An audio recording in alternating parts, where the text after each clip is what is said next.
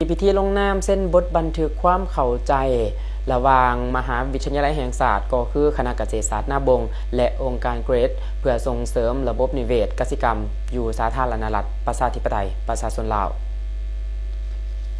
ในตอนเสาร์ของวันที่ 6 พฤษภาคมนี้ได้มีพิธีลงนามเส้นบทบันทึกความเข้าใจอย่างเป็นทางการระหว่างคณะเกษตรศาสตร์มหาวิทยาลัยแห่งศาสตร์และองค์การเกรดประจำสาธารณรัฐประชาธิปไตยประชาชนลาว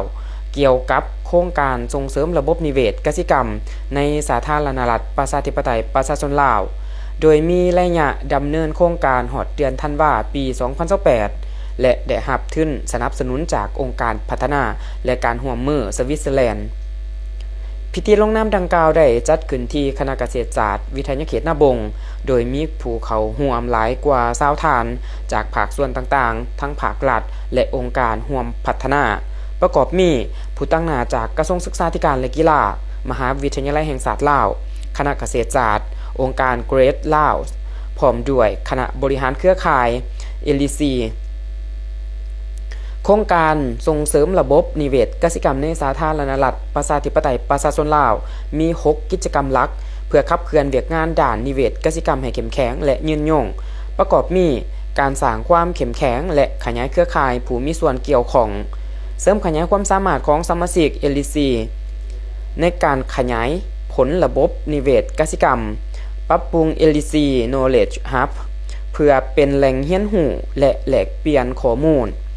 ส่งเสริมการเผยแพร่ข่าวสารและการสื่อสารสังคมสนับสนุนวัยหนุ่มในการเฮ็ดเวียกงานนิเวศกสิกรรมและเป็นผู้ประกอบการพร้อมทั้งเสริมสร้างเวทีการสนทนาด้านนโยบายเกี่ยวกับการกสิกรรมอาหารสุขภาพและการค้า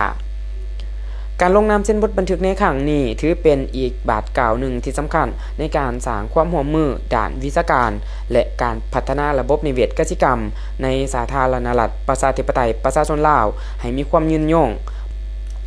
พร้อมส่งเสริมการมีส่วนร่วมของทุกภาคส่วนโดยเฉพาะชาวหนุ่มและนักวิชาการในการขับเคลื่อนกสิกรรมสีเขียวและปลอดภัยในอนาคต